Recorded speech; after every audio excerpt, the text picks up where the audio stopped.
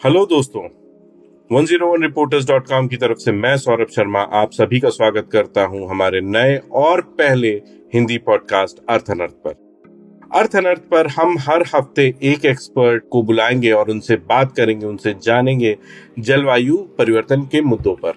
हम जानेंगे कि जलवायु परिवर्तन कैसे हम आम जनमानस को, हमारे किसानों को, हमारे जानवरों को, हमारी खेती किसानी को प्रभावित कर रहा है। मेरा नाम सौरभ शर्मा है और मैं 101 रिपोर्टर्स के साथ पिछले 8 सालों से नेटवर्क एडिटर के तौर पर जुड़ा हुआ हूं। मेरे लिखे हुए लेख Reuters, the Times UK, Al Jazeera journalism review जैसे संस्थानों पर पाए जा सकते हैं। ट्विटर पर मेरा पता @सौरभ शेरी है।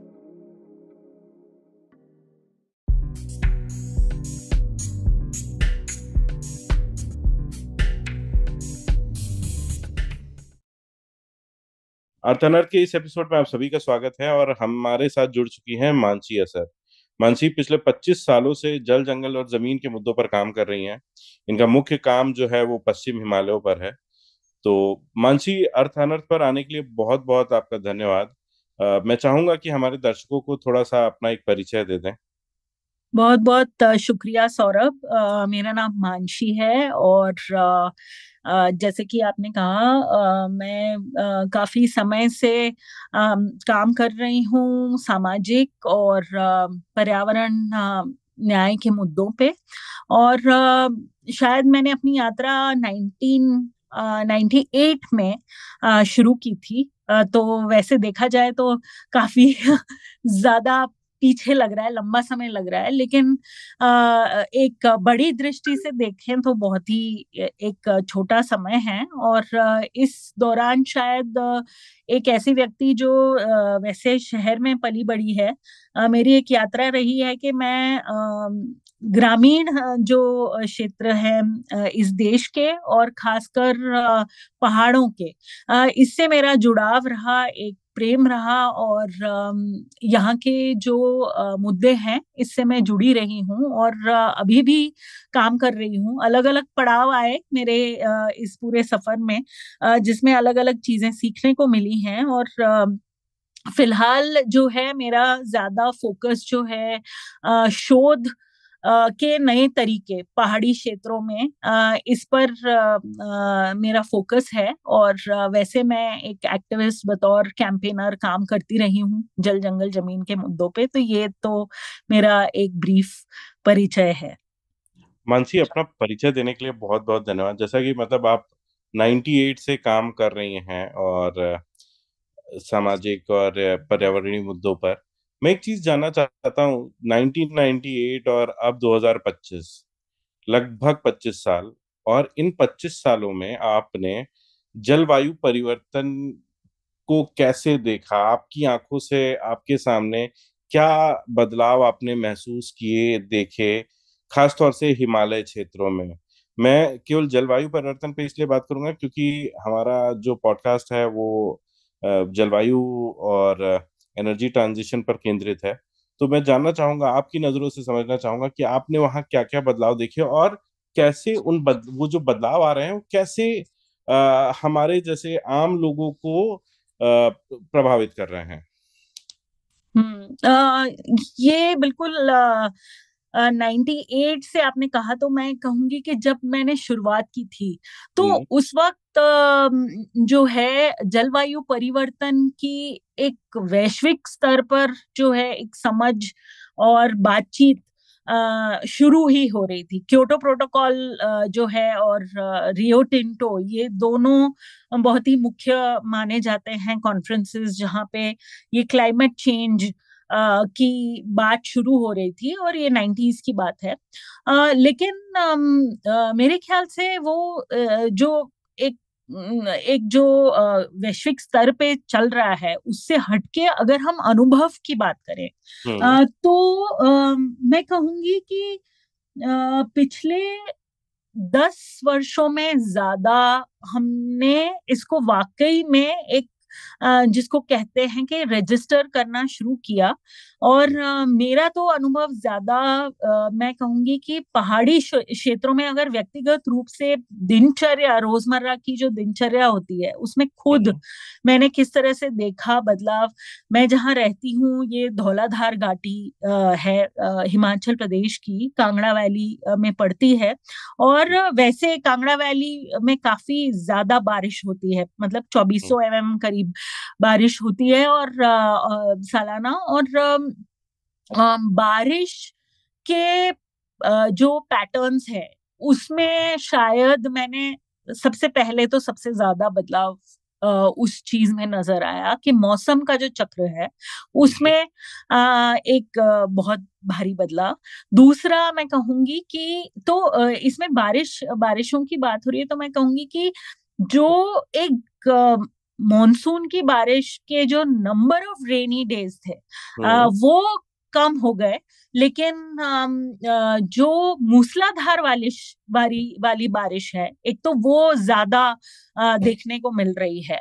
हम्म। एक साथ बहुत ज्यादा बारिश हो जाना। हम्म। दूसरा है कि समय बेसमय बारिश, मतलब कि जब बारिश नहीं एक्सपेक्टेड है या उसके साथ थंडर स्टॉर्म्स भी जुड़े हैं और हेल स्टॉर्म्स यानी कि जो ओले पड़ना कहते हैं, तो जी। ओले पड़ना ये चीजें भी जुड़ने लग गई और बहुत कॉमन हो गई समर के मंथ्स में, खासकर अप्रैल मई में। साथ साथ एक जो सूखा पड़ना, क्योंकि धौलाधार की पहाड़ जब मैं आई थी यहाँ पे तब 2007 था और पहाड़ जून के महीने में भी बर्फ से ढके रहते थे। हम्म। आज अभी इस वक्त मार्च है, विंटर जस्ट खत्म हुई है, यहाँ पे स्प्रिंग हम्म। का समय है और बिल्कुल बर्फ बहुत ही कम है और ये खत्म हो जाएगी, बहुत कम समय के लिए रहेगी। पूरा हम्म। दिसंबर से लेके हमने सूखा देखा, अभी मार्च में फरवरी में थोड़ी सी बारिश हुई तो ऊपर पहाड़ों में बर्फ पड़ी है। वरना तो हम ये कह सकते हैं कि जो पहाड़ी क्षेत्र है उसमें क्योंकि मैंने पिछले 10 साल बिताए ज्यादा, एक क्या कहते हैं, मेरा पर्सनल भी अनुभव रहा। लेकिन अगर आप आंकड़ों के तरीके से भी देखें ना, हम्म। तो जो टेम्परेचर्स में जो चेंजेस हैं, जिसको हम ग्लोबल वार्मिंग या जलवायु परिवर्तन में, इसको हम जो गर्मी बढ़ना जिसको हम कहते हैं, तो ये पहाड़ों में दुगने लेवल पे हो रहा है, मतलब दुगने गति पे हो रहा है। तो अगर 0.5 डिग्रीज ज्यादा, अगर 1.5 बढ़ रहा है तो 0.5 डिग्रीज पहाड़ों में ज्यादा तेजी से बढ़ रहा है, तो 2 डिग्री बढ़ रहा है यहाँ पे। और ये आंकड़े बताते हैं कि 2100 की जो का साल होगा तब तक 6 डिग्री बाय 6 डिग्रीज ये बढ़ जाएगा टेम्परेचर। और जो मतलब प्रेसिपिटेशन की बात हो रही थी उसमें जो ऊपरी पहाड़ के इलाके हैं, जो बर्फ पड़ना है या जो ग्लेशियर्स हैं हमारे, क्योंकि हिमालयी जो क्षेत्र है वो उसकी पहचान इसी बात, इसको थर्ड पोल भी कहते हैं, यानी कि ये आर्टिक के जो मतलब दोनों पोल्स जो हैं, उसमें उसके बाद ये तीसरा जो है जल संग्रह बड़ा है पूरे विश्व का, जो बर्फ के रूप में जल को एक तरह से स्टोर करता है और धीरे धीरे ग्लेशियर्स के माध्यम से, ये नदियों के माध्यम से ये हम्म। प्लेन्स में आती है। ये जो पूरा ग्लेशियर का जो मेल्टिंग रिसीडिंग चल रहा है, और इसकी भी एक अब गति के की बात करें तो कुछ लोग कहते हैं कि 0.25 मीटर्स हर ईयर घट रहे हैं। लेकिन हम्म। 2000 से लेके 2016 के बीच में जो है इसकी गति दुगनी हो गई है। तो और कुछ तो देश हैं जहां जैसे भूटान है, जहां 10 से 15 मीटर की गति में, मतलब एवरेज रेट पे वो कम हो रहे हैं ग्लेशियर्स। और जो स्नोफॉल है वो मैंने आपको पहले भी बताया कि वो घट रही है, तो उसकी वजह से जो एरिया स्नो के अंडर है और जो पानी रिस के जाता है, जो भूजल बनता है, जो स्प्रिंग्स होते हैं, क्योंकि पहाड़ों में जो नदियां हैं वो हम्म। नदियों का पानी पीने के लिए इस्तेमाल नहीं होता। हम्म। वो जो जो पानी होता है वो भूजल होता है, पीने के लिए इस्तेमाल, इसको यहाँ पे लोकली चश्मा बोलते हैं, चश्मे का पानी। उसमें बावड़ियां बनाते हैं, जैसे उत्तराखंड में बावड़ी बोलते हैं, यहाँ पे पानी का चश्मा कहते हैं। सॉरी, उत्तराखंड में धारा कहते हैं, हिमाचल में बावड़ी कहते हैं। तो वो ये पानी जो है ये बहुत एसेंशियल है, और जैसे जैसे सूखा पड़ रहा है तो वो पानी भी सूखता जा रहा है। तो ये इसके मतलब और जो एक चौथा मैं कहूंगी कि जो सबसे बड़ी बात जो एक विकराल रूप जो धारण कर रहा है वो है जो हम कहेंगे कि हैजर्डस इवेंट्स, यानी जो अलग अलग एक्सट्रीम इवेंट्स हो रहे हैं कि फ्लैश फ्लड आ जाना, या लैंडस्लाइड्स हो जाना, या जिसको क्लाउड बर्स्ट बोलते हैं, लेकिन बेसिकली वो एक्सट्रीम रेनफॉल का इवेंट है। और क्लाउड बर्स्ट बहुत ही कंट्रोवर्शियल टॉपिक है। और जब ग्लेशियर्स मेल्ट होते हैं पहाड़ों में, तो अचानक से एक अगर ग्लेशियर का बड़ा टुकड़ा आके जो है पानी में आता है, वो मतलब पिघल के, तो वो भी एक ग्लोफ का रूप लेता है, यानी ग्लेशियल लेक आउटबर्स्ट फ्लड। अब इसमें बहुत सारे दूसरे कॉन्सेप्ट्स भी हैं जो मैं डिटेल में नहीं जाना चाहूंगी, लेकिन जो बहुत ही पैराग्लेशियल और ट्रांस हिमालयन रीजन है, वहां पे छोटे छोटे डैम कुदरती रूप से बनते हैं, मोरेन्स बोलते हैं उनको। तो वो मोरेन्स के जो डैम है वहां पे लेक्स बन जाती हैं, और ये जो झीलें, छोटी छोटी झीलें हैं ग्लेशियल एरियाज में, वो जब पिघलती हैं अचानक से, तो ये जो है फ्लैश फ्लड का रूप लेके नीचे को आती हैं। तो मैं कहूंगी कि हम ये जो वारदातें हैं इसकी फ्रीक्वेंसी और इंटेंसिटी ये दोनों ही बढ़ रही है। तो जलवायु परिवर्तन या जलवायु संकट जिसको हम समझते हैं, वो तो वास्तविक एक रूप ले रही है, और वो सिर्फ पहाड़ों को नहीं, इसका जो पूरा इम्पैक्ट है वो हमेशा से रहा है। क्योंकि हिमालय, जो हिंदू कुश हिमालय बोलते हैं जो रीजन, उसमें तो लगभग शायद 26 से 40, 30-40 करोड़ लोग इस की आबादी इस क्षेत्र में है। लेकिन इससे 3-4 गुना आबादी जो है, जो डाउनस्ट्रीम रीजन है, वो पूरी तरह से हिंदू कुश हिमालय के एक पारिस्थितिकीय उसका एक योगदान है संतुलन में, चाहे वो पानी के रूप से हो जो मैंने कहा, लेकिन हम नदियों को भी हमेशा पानी की तरह देखते हैं। हम हिमालयी नदियों का सबसे जो बड़ा एक कंट्रीब्यूशन या योगदान है अगर प्लेन्स के लिए, तो वो जो उपजाऊ मिट्टी जो सेडिमेंट के रूप में लेके आता है पहाड़ की मिट्टी, और वो जो जमा होती है प्लेन्स में, चाहे वो पंजाब प्लेन्स है या इंडो गैंजेटिक प्लेन्स है, ये हमारे पूरी फूड सिक्योरिटी इसी पे निर्भर है। ये राइस बेल्ट है, ये हमारा व्हीट बेल्ट है। तो मैं भारत की बात कर रही हूँ। अगर आप असम को देखें, या आप पंजाब को देखें, आप यूपी को देखें, ये बिहार को देखें, यहाँ के जो पूरे अनाज इसी उपजाऊ मिट्टी से तैयार किए जाते हैं। तो एक जो प्रभाव जब पड़ता है, जब इन नदियों में बाढ़ आती है या इनमें पानी कम होता है, क्योंकि ये है कि अभी तो जब जलवायु संकट होगी तो पानी की मात्रा अचानक बढ़ेगी, लेकिन धीरे धीरे इस अगर ओवरऑल डिस्चार्ज देखें हम, तो इन नदियों का डिस्चार्ज घटेगा। और ये प्रेडिक्शन भी है कि कुछ नदियां तो बिल्कुल ही 2100 के साल तक नदियां जो है सूख जाएंगी, या 60% ग्लेशियर्स खत्म हो जाएंगे। तो ऐसे बहुत सारे प्रोजेक्शंस जो है हमें साइंस या विज्ञान की तरफ से मिलते रहते हैं, जिसमें आईपीसीसी की रिपोर्ट भी पढ़ सकते हैं लोग। लेकिन हाँ, हम लोगों को अपने आप को पूरी तरह से मतलब एक एजुकेट कर लेना चाहिए, हमें शिक्षित होना चाहिए कि ये जो एक बहुत बड़ी रीजन है हमारे विश्व की, बहुत ही एक इम्पोर्टेंट रीजन है, उसमें जो बदलाव हो रहे हैं जलवायु में, इसके जो प्रभाव हैं वो अब हम लोग एक तरह से ऐसा लग रहा है कि ये इरिवर्सिबल है। हम्म। और इसमें खेती पर प्रभाव की भी बात की जा सकती है, क्योंकि अधिकतर मतलब खेती जो यहाँ पे भी हो रही है, मैं सिर्फ नदियों के माध्यम से नहीं बात कर रही हूँ जो इरिगेशन वगैरह के लिए यूज होती हैं, लेकिन और जो प्लेन्स में यूज होती हैं, यहाँ पे भी जो, क्योंकि मौसम चक्र जब बदलता है और जी। आपका लंबे समय तक सूखा भी पड़ रहा है, फिर अचानक से बहुत सारी बारिश भी आ जा रही है, तो खेती पर प्रभाव इससे पड़ता है, क्योंकि जो फसल चक्र है वो तो पूरी तरह से, मतलब अगर आप पहाड़ी क्षेत्र देखें तो यहाँ पे ज्यादातर रेन फेड एग्रीकल्चर है, तो फसल चक्र प्रभावित होता है उससे। और अगर सूखा पड़ता है तो फसल बर्बाद भी होती है उससे।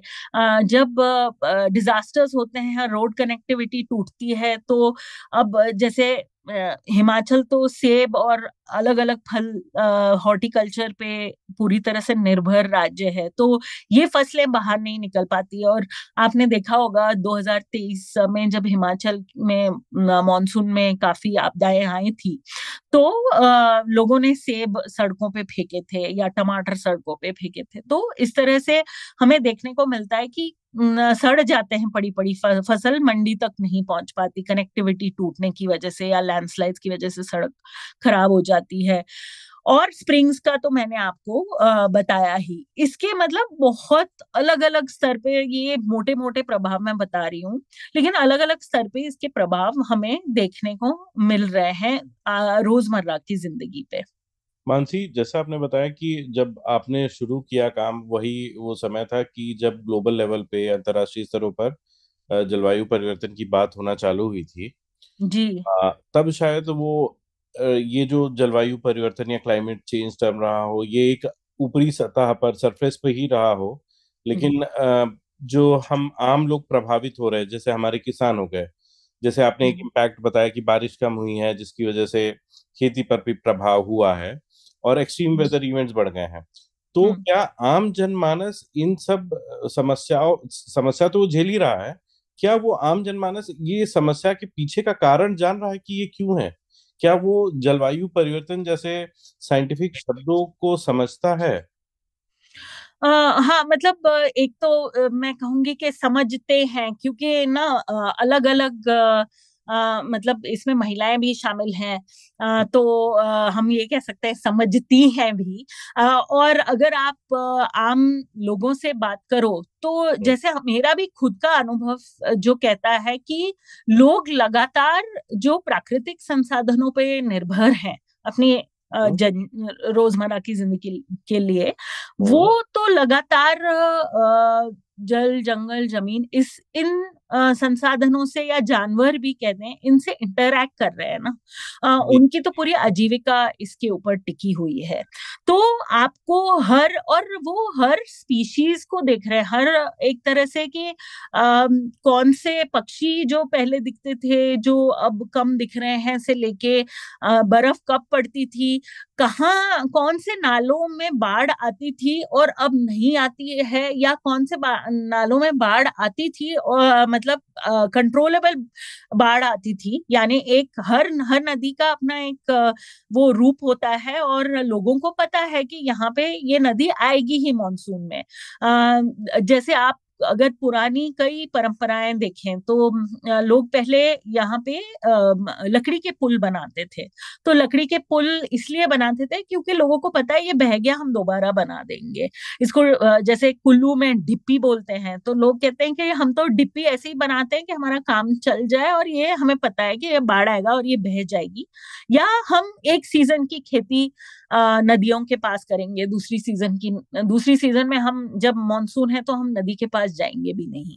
तो इस तरह से लोगों को, और अब कहीं ना कहीं मैं ये कहूंगी कि इसमें एक बहुत ही ये इसको सिंप्लीफाई करके देखना ना, समस्या को, किसी भी समस्या को, जो भी हमारे मतलब एक तरह से पर्यावरण और सामाजिक, इनको हम सेपरेट नहीं कर सकते। ये जो पर्यावरण, सामाजिक, आर्थिक, राजनीतिक, ये सारा आपस में जुड़ा हुआ है, और जुड़ा हुआ कैसे है उसका, जैसे एक उदाहरण मैं कहूंगी कि हम खेती की ही बात करें, तो जी। जो फसलें लोग पहले लेते थे, और जिस तरह की खेती पहले होती थी उसमें बहुत बदलाव आया हमारा पिछले कई दशकों में, चाहे वो हरित क्रांति की वजह से है या एक उसके बाद बहुत बड़े स्तर पे कमर्शियल हाइब्रिडाइजेशन हुआ सीड्स का।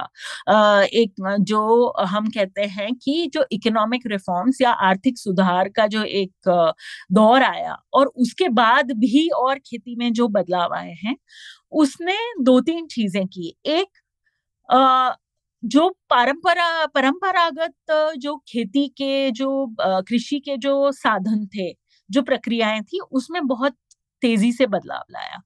और कई जैसे ऐसे ऐसी फसलें हुआ करती थी जिसमें पानी लगाने की जरूरत नहीं है, या फिर जैसे जो कोर्स सीरियल्स हैं, जैसे पहाड़ों में मड़वा है या कई और जगह भी, वो छोड़ के लोगों ने गेहूं बोना, या फिर ये क्या कहते हैं, चावल की तरफ गए, कई कोर्स जौ और कई दूसरी चीजें छोड़ दी, या फिर कई पुरानी दालें छोड़ दी, कई पुराने अनाज छोड़ दिए, और एक दूसरी तरफ बाजार पे भी डिपेंड हो गए, क्योंकि सेब की खेती आई या फिर हॉर्टिकल्चर आया, एक कमर्शियल फार्मिंग जो है वो शुरू हुई। उसके कुछ एडवांटेजेस हुए, कुछ जिनके पास जमीन अच्छी थी उनको कुछ उससे फायदे मिले, लेकिन ये जो बाजार पे डिपेंडेंस है उसकी एक वल्नरेबिलिटी भी है, कि जब वो कनेक्शन कटता है मार्केट के साथ, तब जो है फिर आपके सामने रास्ते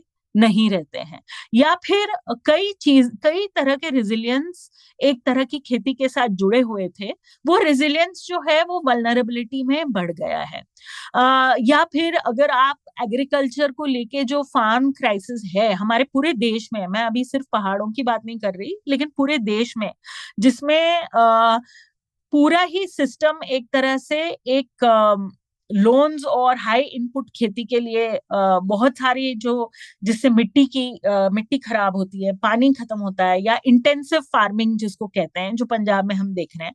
तो ऐसा नहीं है, या ये गलत होगा कि हम हर चीज और हर पर्यावरण समस्या को जलवायु संकट के मत्थे मढ़ दें, क्योंकि कई ऐसी पर्यावरण के कई ऐसे प्रभाव हम देख रहे थे जब 1990 की, अब मैं बात कर रही हूं, तो उस समय हम अ, जलवायु न्याय या क्लाइमेट जस्टिस पर बात नहीं करते थे, लेकिन हम एनवायरमेंट जस्टिस पे तो बात कर रहे थे, हम सोशल जस्टिस पे तो बात कर रहे थे, क्योंकि उस वक्त हम ये मतलब उस वक्त भी वो सारे मुद्दे जो पर्यावरण के मुद्दे थे वो ज्वलंत थे।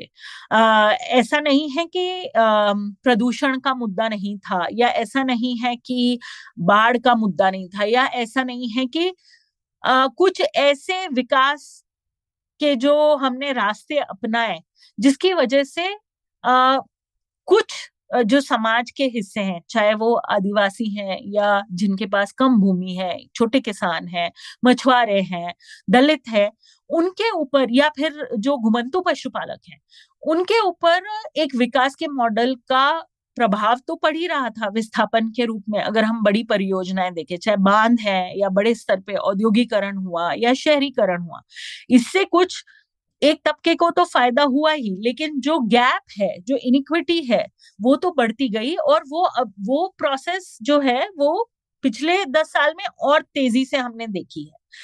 अब जब ये इनिक्विटी होती है तो इसका जो क्लाइमेट चेंज है इसके साथ क्या कनेक्शन है?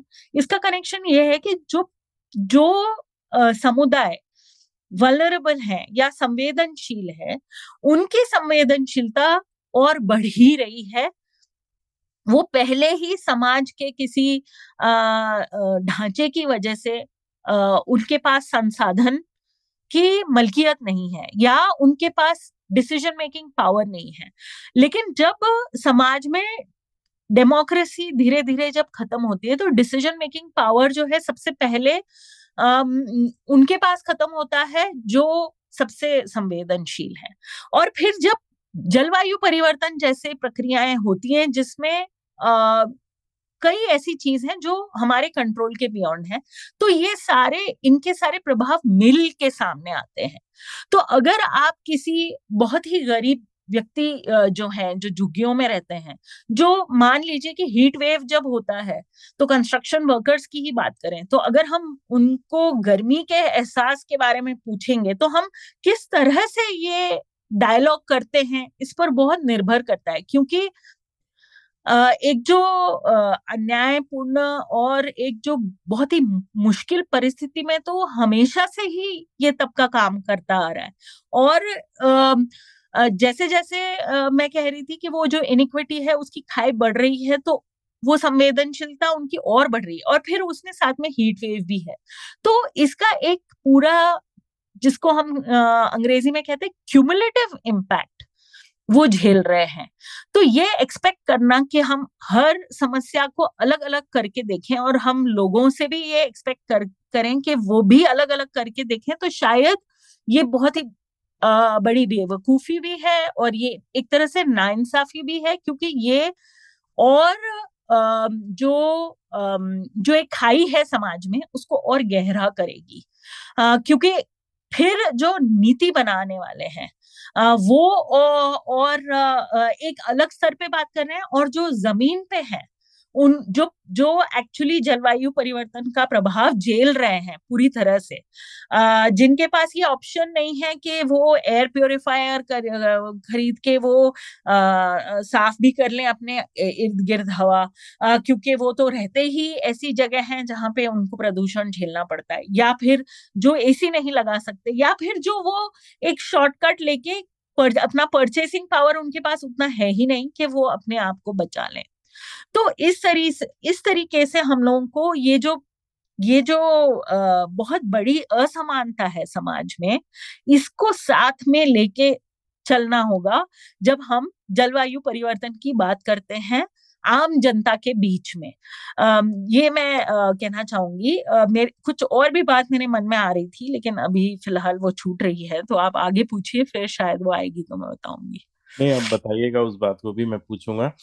मानसी, दो चीजें मेरे दिमाग में आई जब इतना सारा कन्वर्सेशन हुआ हमारे बीच में। तो एक चीज मुझे जो क्लिक की है, जो घुमंतू जो जनजातियां हैं हमारे हिमालय में, उन पर जी। कितना प्रभाव पड़ा है। क्योंकि मैं कश्मीर में कभी रिपोर्टिंग कर रहा था 1 डेढ़ साल पहले, तो मैंने देखा था गांदरबल वगैरह में ये जो घुमंतू समाज है, ये अब नीचे ही आके रह रहा है। ऊपर उतने जो ग्रीन लैंड है, जो पास्चर्स हैं, उस तरीके से नहीं बचे हैं, क्योंकि हम्म। एक्सट्रीम वेदर इवेंट्स बढ़ गए हैं। तो वो उतनी घास नहीं होती है वहां पे, तो वो हम्म। नीचे आ गए थे। और दूसरा हम्म। बात आ रही थी नीतियों पर।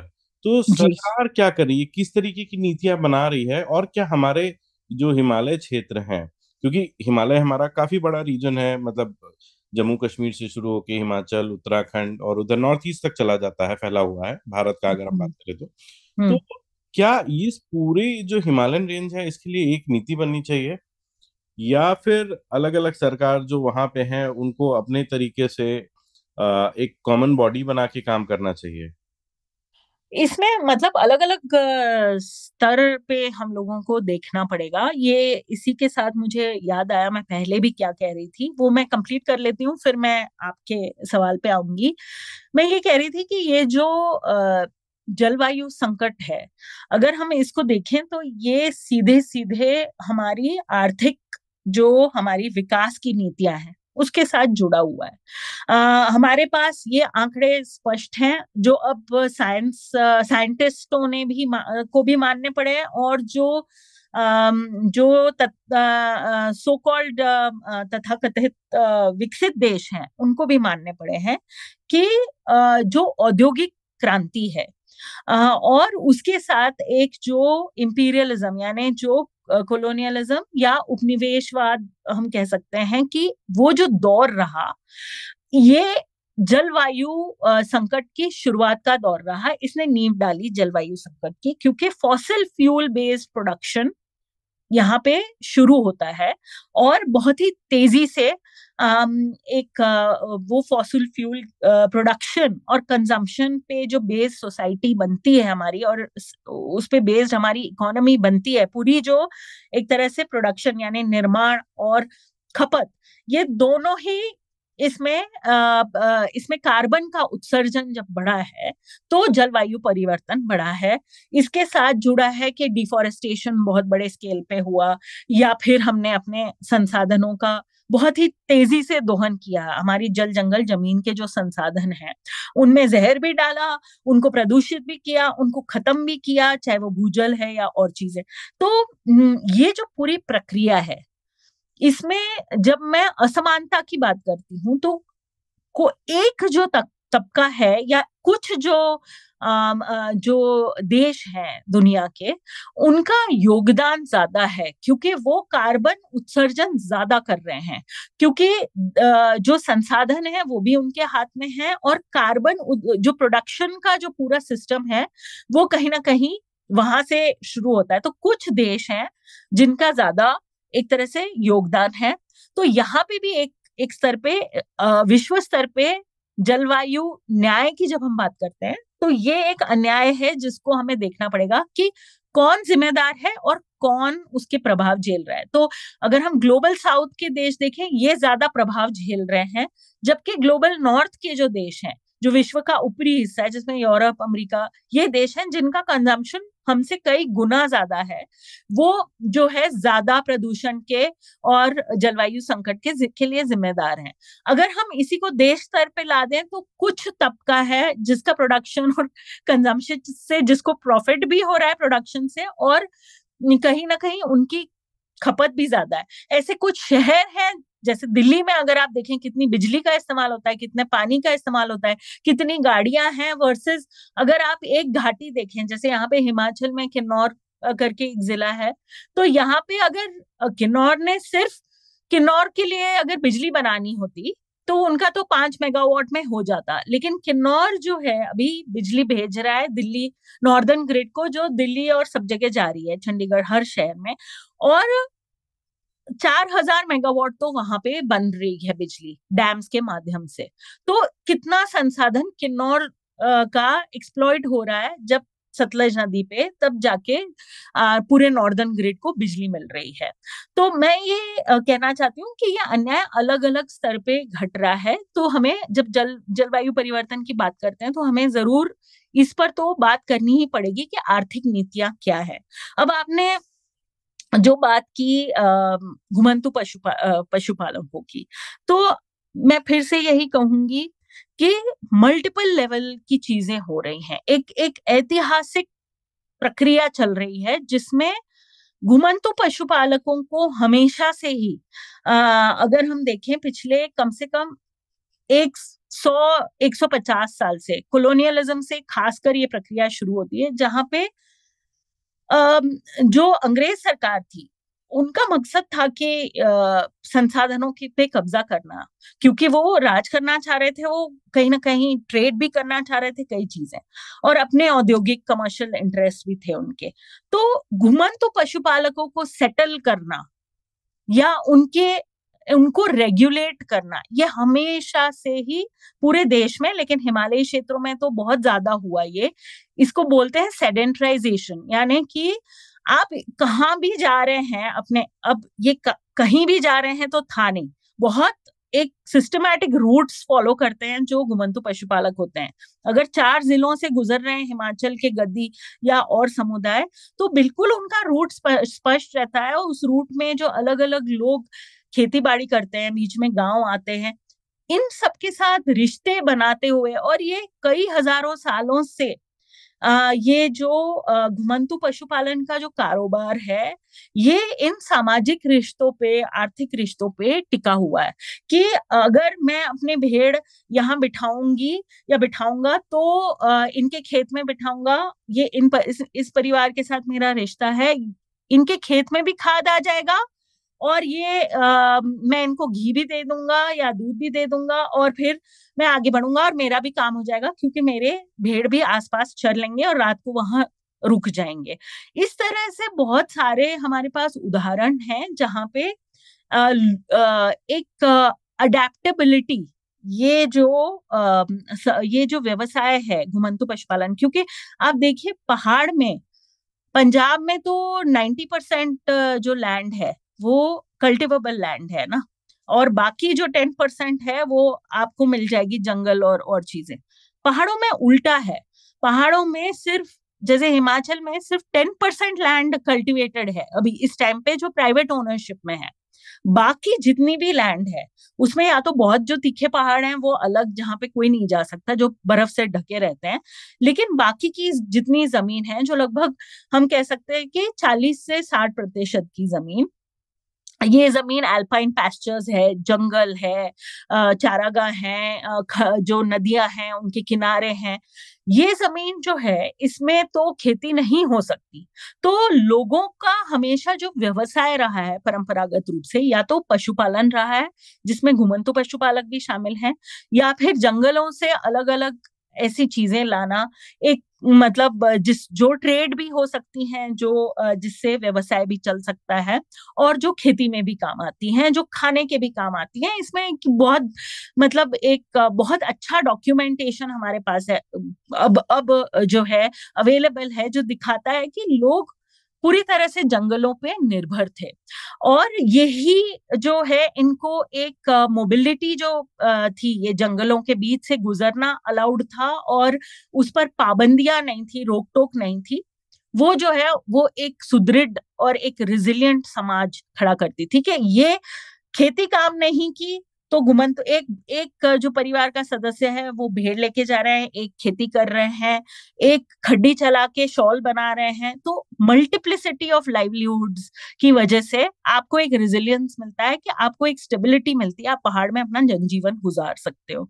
तो इसको इस तरह से देखना चाहिए। तो घुमंतु पशुपालन में ये हुआ है कि जैसे जैसे विकास की धारा चली, तो सड़कें आई, डैम आए, बहुत ज्यादा शहरीकरण हुआ, तो इनके जो ट्रेडिशनल रूट्स थे, पहले ही अंग्रेजों के समय से रिस्ट्रिक्शन शुरू हो गए थे कि एक व्यक्ति कहाँ से जा सकते हैं, कहाँ नहीं, उनके रूट को मार्क किया गया। फिर कितने जानवर रख सकते हैं वो मार्क किया गया। फिर फॉरेस्ट डिपार्टमेंट की तरफ से जो रूल्स लगने लगे कि कहीं पे वाइल्ड लाइफ सेंचुरी बन गई, कहीं पे सड़क बन गई, तो जो रूट्स थे, ट्रेडिशनल रूट्स और जो ट्रेडिशनल एरियाज थे, वो काफी कम हो गए, वो सिकुड़ते गए। अब इसके अलावा, अब जब जलवायु परिवर्तन होता है, तो जो घास पहले जिस तरह से पैदा होती थी वो नहीं होती। अलग अलग तरह के जो डिजीजेस होते हैं जानवरों के, और डिजीजेस में भी ये है कि जो पहले की भेड़ें थी, पहले मरीनो नहीं थी, फिर ग्रीन रेवोल्यूशन के बाद और ये हाइब्रिडाइजेशन जब हुआ, तो नए तरह का ऊन और नए तरह की भेड़ें आई। तो अब मरीनो जो शीप है, उनको अलग अलग तरीके की बीमारियां भी होती हैं। अब जो गर्मियां हैं उसमें उनको और परेशानी भी होती है, पानी मिलता नहीं पीने को, जब ऊपर अगर सूखा पड़ा हो तो अचानक से आपदा आ गई। तो सबसे ज्यादा 2023 की जो आपदा आई हिमाचल में, उसमें सबसे ज्यादा जो है वो भेड़ और बकरी मरे। तो ये अलग अलग तरीके हैं जिससे घुमंतु पशुपालन एक व्यवसाय है जो सिकुड़ता जा रहा है, जो पहाड़ों के लिए एक बहुत ही महत्वपूर्ण आर्थिक आधार था, क्योंकि ये इसमें जो मेन था ऊन बेचने का और मीट बेचने का, ये दोनों ही जो है एक न्यूट्रिशन भी प्रोवाइड कर रहे थे, वो कपड़ा भी प्रोवाइड कर रहे थे, वो धीरे धीरे सारा एक इकोनॉमिक चेंज हो रहा है। तो environmental change, climate change, economic change, ये साथ में चल रहा है सब। तो मैं ये कहना चाहूंगी कि हमें इन सारे, जब हम किसी भी समुदाय के साथ जब बातचीत करते हैं, तो हमें ये सारे पहलू एक लेयर्स की तरह, जैसे एक प्याज नहीं होता है, तो हम प्याज को जब खोलते हैं तो उसके लेयर्स जो है निकलते जाते हैं, वैसे ही हमको ये समस्या को देखना होगा। हाँ, मानसी, ये तो मैं समझा कि इसमें बहुत सारे लेयर्स इन्वॉल्व हैं, और एक छोटे से पॉडकास्ट 40 मिनट के या 1 घंटे के पॉडकास्ट के लिए तो बहुत ही एक छोटा सा फ्रैक्शन होगा।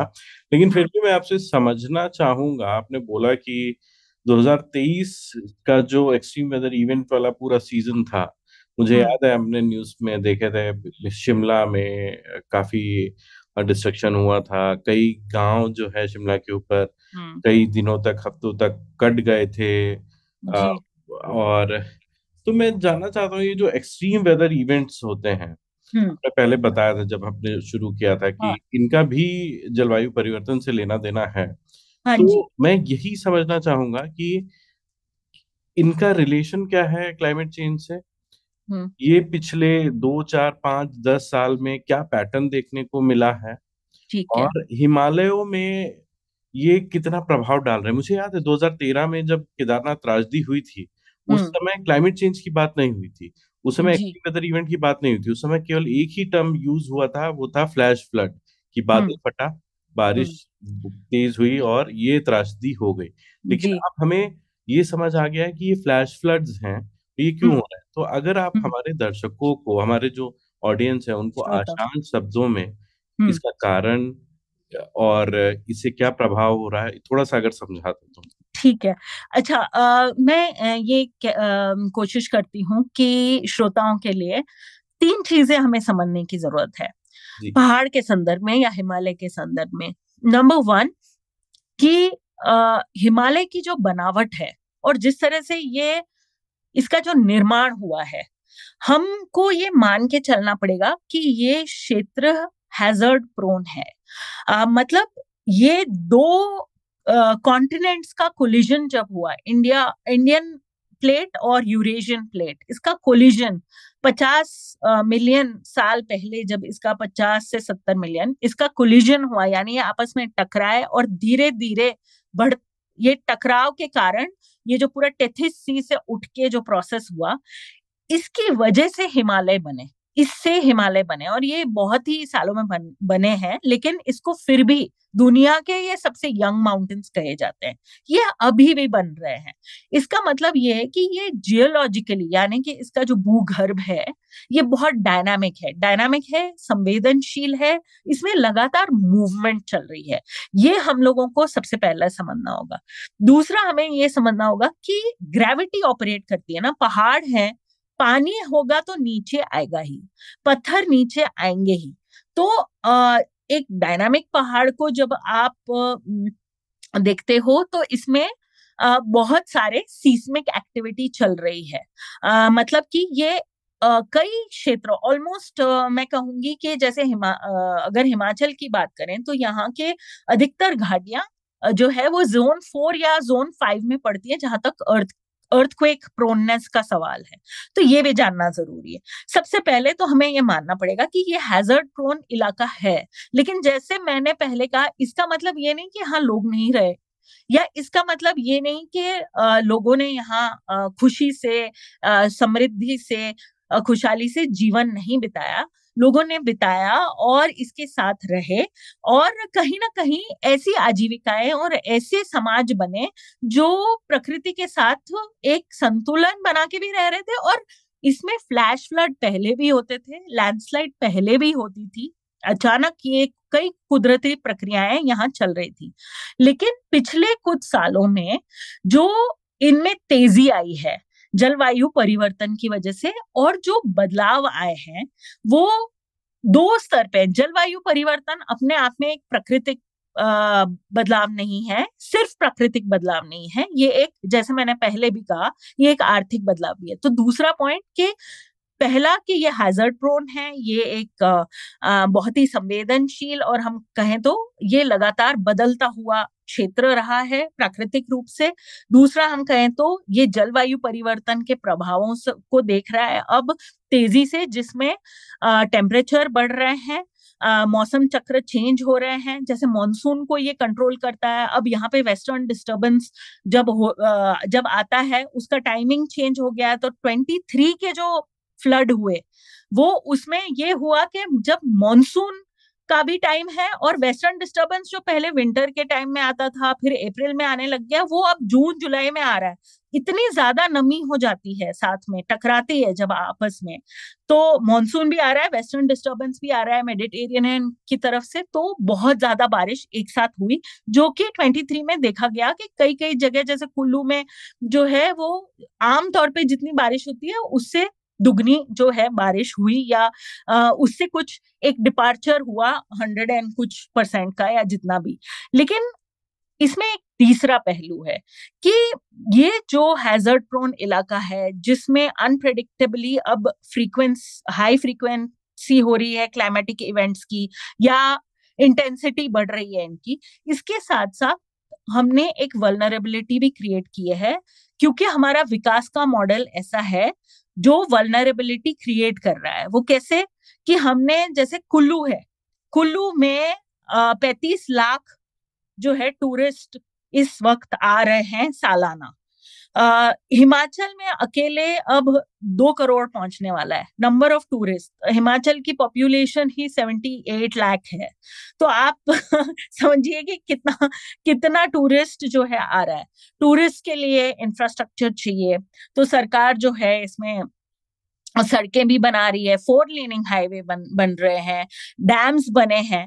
जो 23 के फ्लड्स हुए उसमें हिमाचल सरकार ने 22 डैम्स की लिस्ट दी, जिसमें पानी को छोड़ा अचानक से। जब बाढ़ का पानी आया तो वो अचानक से जब छोड़ा है तो उसकी वजह से एक कैस्केडिंग इफेक्ट में नीचे तक, मतलब भाखड़ा डैम के नीचे ब्यास, ये अपना जो पौंग डैम है उसके नीचे पंजाब तक इसके इम्पैक्ट हुए, जो ब्यास से एक के बाद एक बांध है इस पूरी ब्यास नदी में या फिर सतलज नदी में। उसकी वजह से जो बाढ़ का इम्पैक्ट है वो बढ़ जाता है। आप सोचो, इसको हम कहते हैं मल्टीप्लायर इफेक्ट। मल्टीप्लायर इफेक्ट यानी कि अगर नदी बह रही है और उसका काम है कि बाढ़ लाना, लेकिन अब जो है वो बाढ़ की तेजी बढ़ गई है और अचानक से बाढ़ आ जाती है, वो तो हो ही रहा है, लेकिन उसके रास्ते में इतने रोड़े खड़े हैं, वो उसको साथ में लेते हुए, तोड़ते हुए, सिल्ट लेते हुए आती है। दूसरा क्या हुआ है, 4 लेन जो बने हैं उसमें इतनी खुदाई हुई है भयंकर रूप से, जिसकी वजह से भूस्खलन हुए हैं। वो खुदाई, जब टनल बनते हैं तो आप पहाड़ का जब मलबा निकालते हो तो मलबा डालोगे कहाँ? मलबा डालने की जगह नहीं, तो मलबा डाल के उसी के ऊपर सड़क बनाई गई, 4 लेन हाईवे वाइड करने के लिए ब्यास नदी के रिवर बेड में कंस्ट्रक्शन किया गया। तो जब ऊपर से जब बाढ़ आई तो ये पूरा ही कटिंग हुआ और ये पूरा मलबा नीचे बह के आया। वैसे ही मलबा बहुत ज्यादा था नदी में, और लैंडस्लाइड का मलबा, जो खुदाई चलती है, जो कंस्ट्रक्शन होता है, उससे जो नदी के किनारे मलबा फेंका जाता है, उस पे जो घर बने हैं वो भी गए। वो नदी के किनारे की जगह भी सुकड़ गई है, क्योंकि वहीं पे होटल भी बन रहे हैं, वहीं पे कंस्ट्रक्शन रोड की भी चल रही है। तो एक तरह से फिर मैं कहूंगी कि जो विकास की धारा है उसने जो है ये आपदा को क्रिएट किया। उसके बिना और इसका जो है उसको क्रिटिक किए बिना या उसकी भूमिका समझे बिना हम आपदा की बात आज के दिन नहीं कर सकते।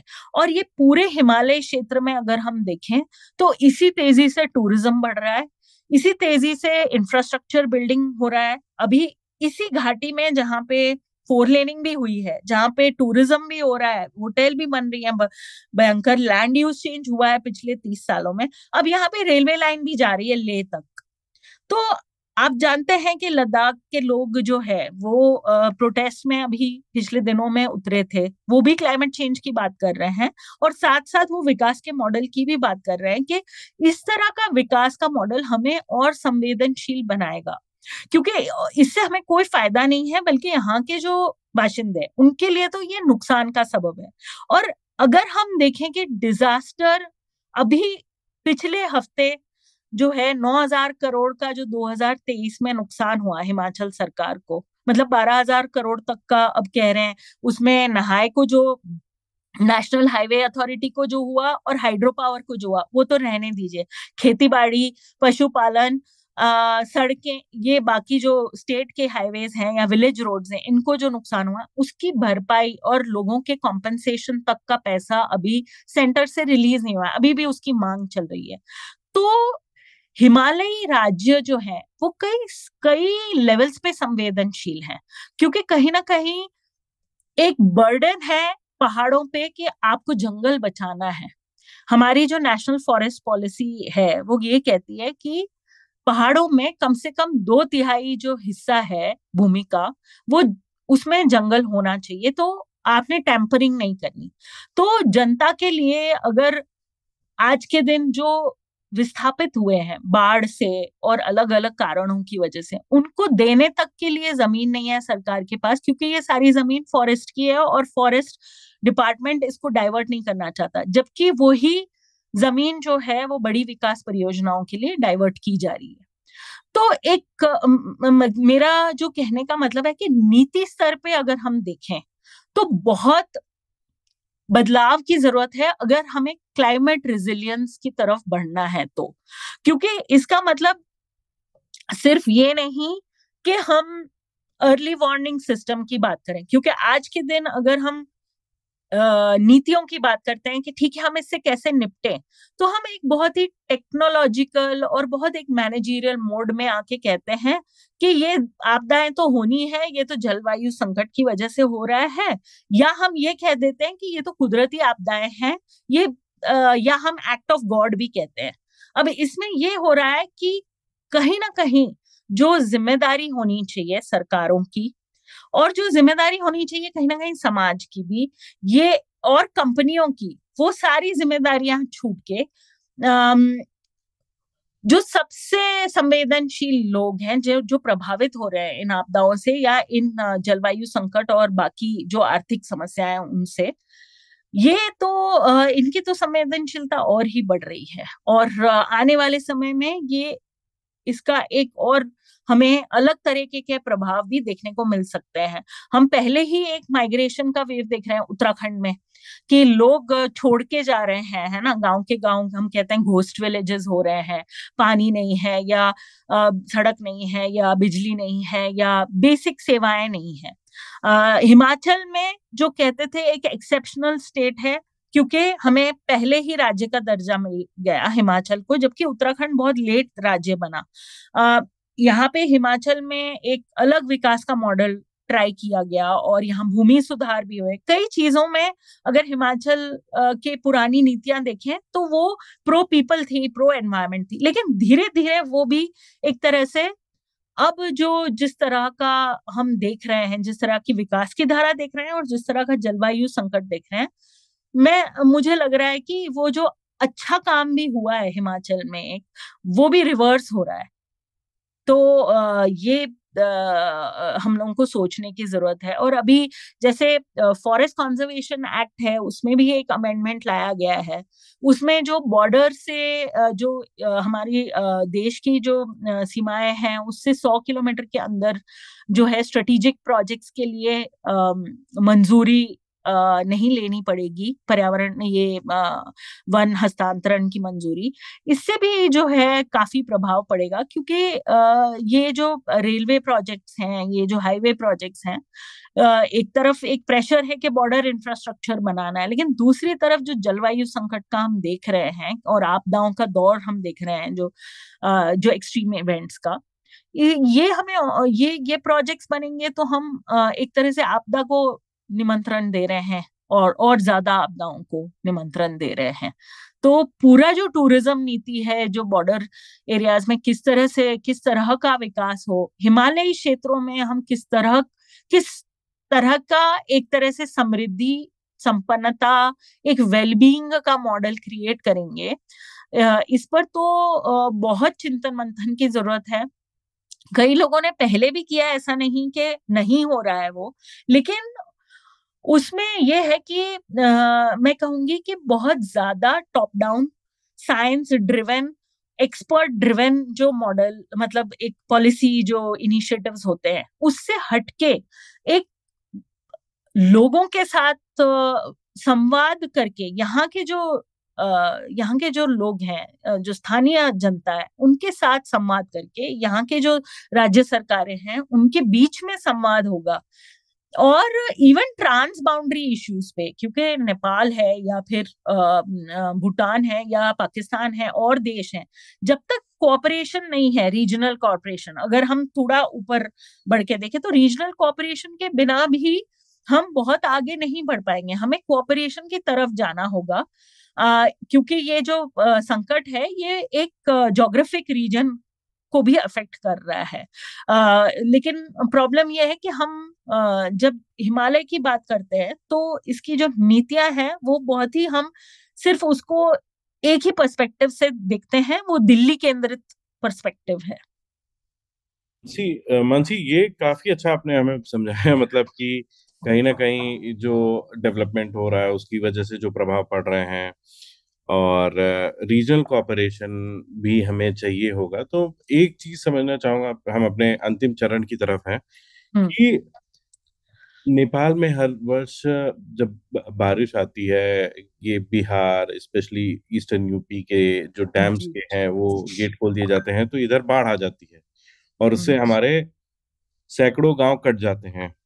वहां हम्म। पर इरोजन का प्रॉब्लम हो जाता है, कई गांव तो नक्शे से गायब हो जाते हैं।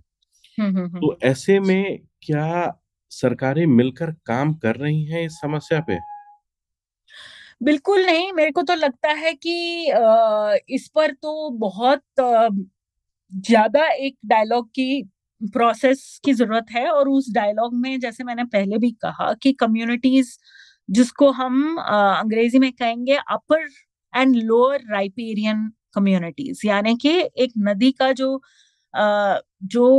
स्रोत से लेके जो निचले भाग में जो समुदाय रहते हैं, उनका आपस में एक डायलॉग बहुत जरूरी है। क्योंकि इसमें दो चीजें हो रही हैं। एक कि जो देश की सरकारें हैं ये आपस में बात करती हैं, लेकिन इनका स्ट्रेटेजिक इंटरेस्ट हमेशा ऊपर रहता है, डिप्लोमेसी हमेशा रूल कर रही है। एनवायरमेंट और सोशल इश्यूज जो है वो उसके लिए जगह नहीं है। दूसरा, एक मीडिया में नैरेटिव जो चलता है वो कॉन्फ्लिक्ट को बढ़ाता है, डिस्ट्रस्ट को बढ़ाता है, कि नेपाल ने पानी छोड़ दिया इंडिया के लिए, या इंडिया ने कुछ कर दिया पाकिस्तान के लिए, या इस तरह के जो नैरेटिव्स हैं जो कॉन्फ्लिक्ट को बढ़ाती हैं। और ये सिर्फ इंटरनेशनल लेवल पे नहीं हो रहा है, ये नेशनल लेवल पे भी हमें स्टेट्स के बीच में कॉन्फ्लिक्ट दिखते हैं, नदियों को लेके या संसाधनों को लेके। जैसे कावेरी के ऊपर जो है चलता है दक्षिण भारत में, वैसे ही राज्यों के बीच में वाटर शेयरिंग को लेके चलता है। वाटर में ये क्या कहते हैं, नदियों में बाढ़ को लेके, जैसे आपने कहा। और बाढ़ की समस्या अगर बिहार में हमें समझनी है तो इसमें भी बहुत, जैसे मैंने पहले बताया, कि ऐतिहासिक इतने सारे कदम लिए गए हैं, जिसमें बांध भी और बराज भी शामिल हैं, जो एक नदी के फ्लो को टेम्पर करते हैं। उसके बाद एम्बैंकमेंट्स या जो तटीकरण किया गया नदियों का, इसकी वजह से जो बाढ़ की समस्या हल होने के बजाय ये और विकराल रूप ले रही है और विकृत हो रही है। मैं मतलब ये तो बहुत ही जरूरी है इस पर बात करना, जब हम सॉल्यूशंस की बात करते हैं। क्लाइमेट सॉल्यूशंस एक टर्म हम बार बार सुनते हैं, तो कई बार हमारे जो सॉल्यूशंस है वो नई प्रॉब्लम क्रिएट करते हैं। जैसे ब्यास में हमने देखा कि जब ये बाढ़ आया, उसके बाद ड्रेजिंग की बात हो रही थी कि बहुत सारा मलबा आ गया है, अब इसको ड्रेजिंग करनी है। तो बिल्कुल ही अवैज्ञानिक उल जलूल तरीके से ऐसे ड्रेजिंग की गई। 2023 के बाद कोर्ट के ऑर्डर्स आए कि ड्रेजिंग कीजिए और मलबा हटाइए, लेकिन कितना मलबा हटाएंगे? तो जेसीबी लगे, प्राइवेट कॉन्ट्रैक्टर्स को ठेके दिए गए, और इस तरह की ड्रेजिंग की गई कि अगले साल बाढ़ आई तो और भी भयंकर नुकसान हुआ, क्योंकि बहुत ही गलत तरीके से ड्रेजिंग की गई।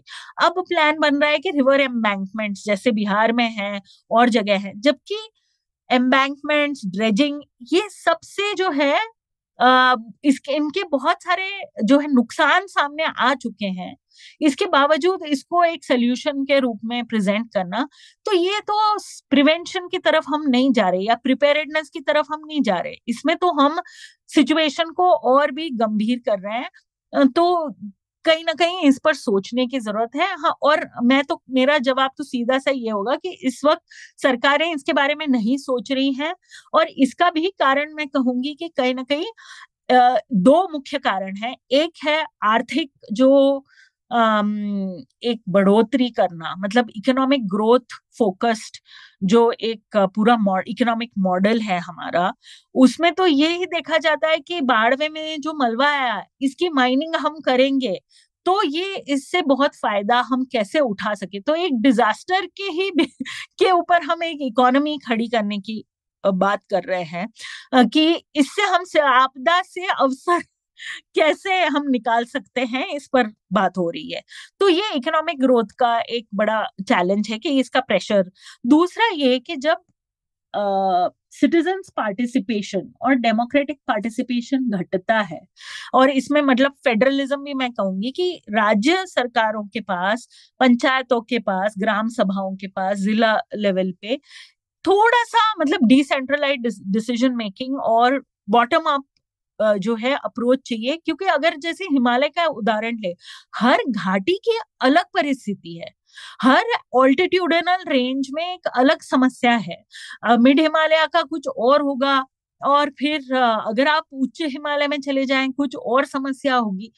अगर आप कश्मीर में जाएंगे तो आप कॉपी पेस्ट नहीं कर सकते कि कश्मीर में जो चलेगा यहाँ चलेगा कि नहीं। तो कई चीजें आपको बहुत ही डिसेंट्रलाइज तरीके से इसलिए करनी पड़ेगी क्योंकि बहुत वेरिएशन है, पॉलिटिकल सिचुएशन में वेरिएशन है, सोशल इकोनॉमिक, और जो पूरी टोपोग्राफी है उसमें भी वेरिएशन बहुत ज्यादा है।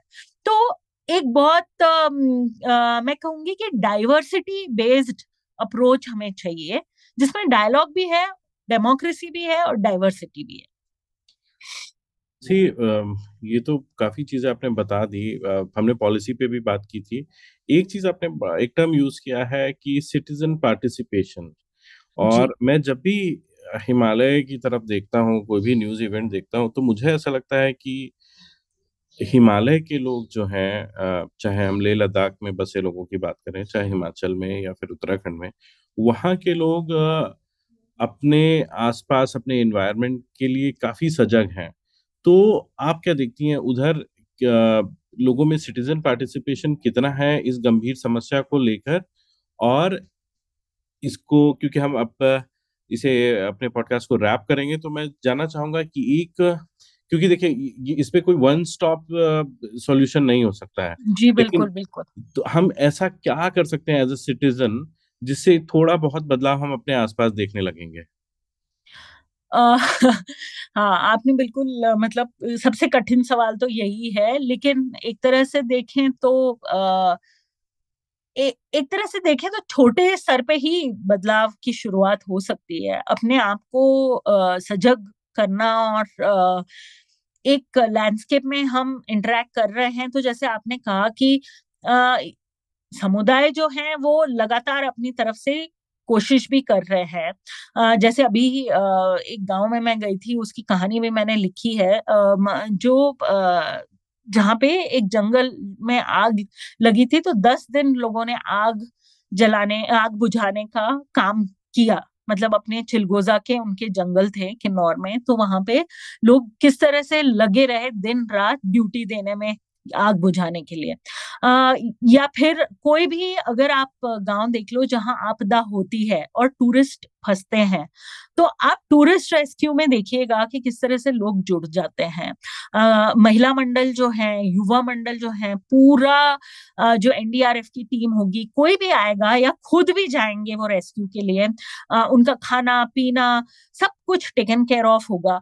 और प्रिवेंशन के लिए भी जब बातचीत होती है तो कई मुद्दे जो हैं वो लोग उठाते आ रहे हैं। उसमें जैसे फॉरेस्ट राइट्स एक्ट है कि लोगों को जमीन के जंगल पे हक हुकूक मिलने चाहिए, ताकि वो खुद अपना फॉरेस्ट के कंजर्वेशन और गवर्नेंस पर काम कर सकें। तो उसकी डिमांड लगातार उठ रही है देश भर में। लेकिन क्योंकि जो मेन स्ट्रीम पॉलिसीज हैं वो इतना कॉमर्स और प्रॉफिट ओरिएंटेड है, तो ये बहुत जाहिर सी बात है कि लोग उसी धारा में बह रहे हैं। और एक सोसाइटी में फ्रेगमेंटेशन, एलियनेशन, यानी कि इंडिविजुअलाइजेशन हम कहते हैं जिसको, कि सब सब लोग अपने अपने बारे में सोचें, तो रिस्क जो होता है ना, वो रिस्क जब तक कलेक्टिव है तब लोग झेल जाते हैं। मतलब कि लोग आपस में मिल के उसको संभाल लेते हैं स्थिति को।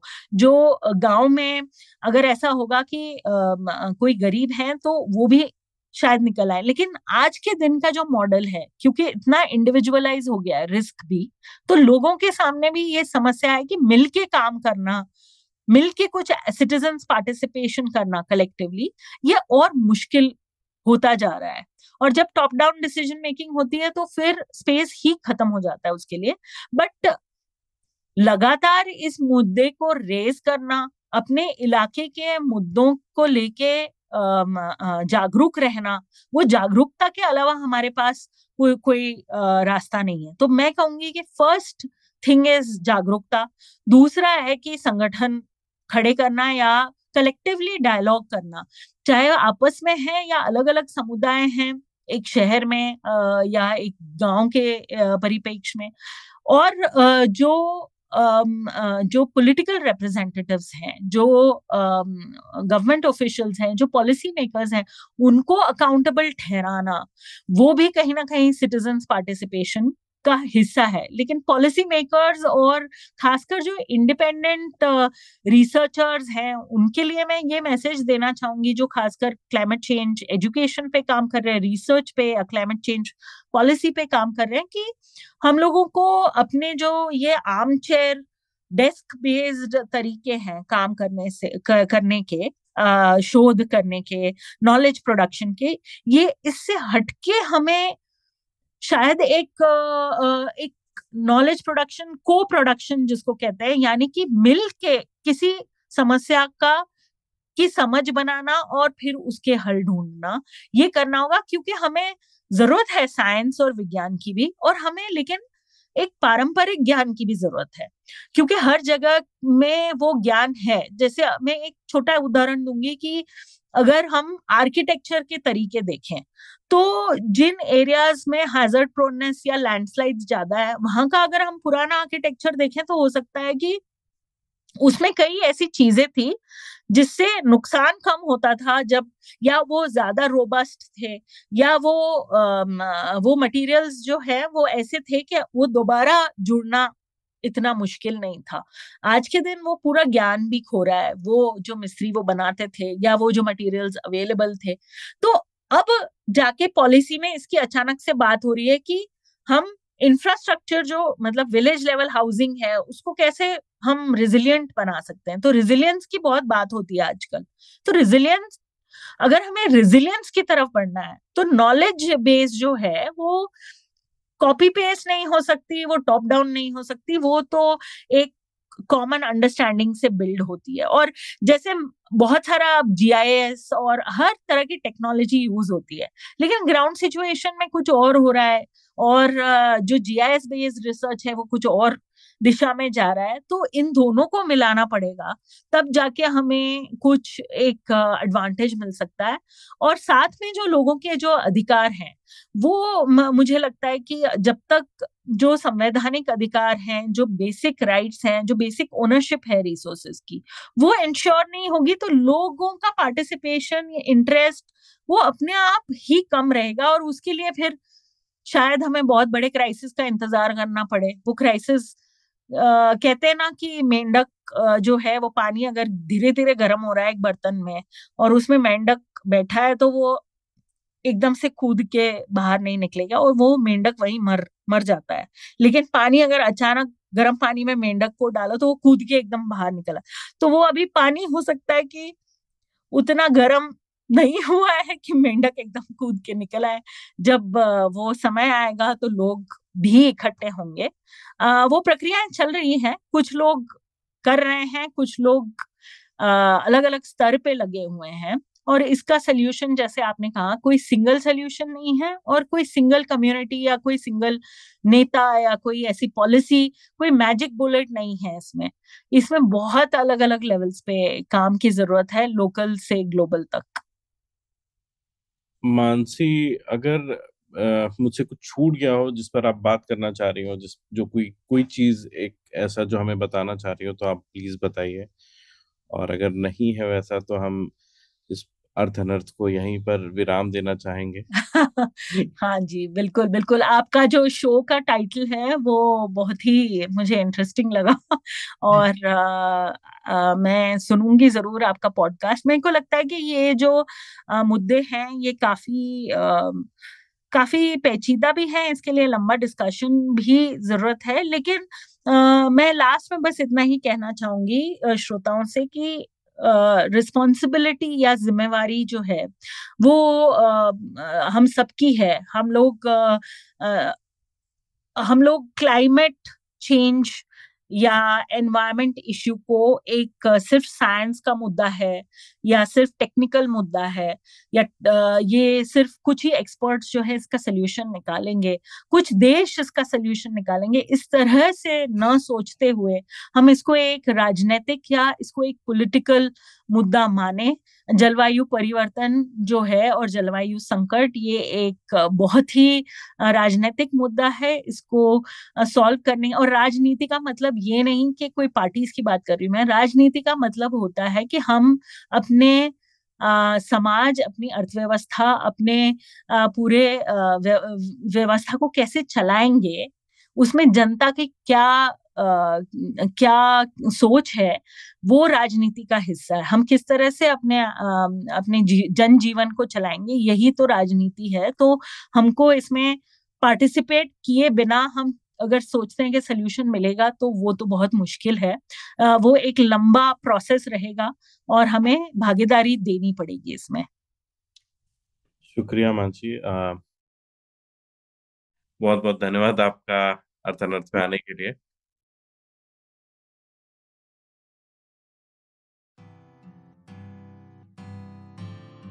आज का एपिसोड सुनने के लिए आप सभी का शुक्रिया।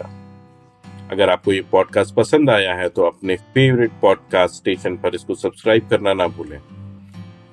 अगले हफ्ते फिर मिलते हैं एक नए गेस्ट के साथ, एक नए मुद्दे के साथ।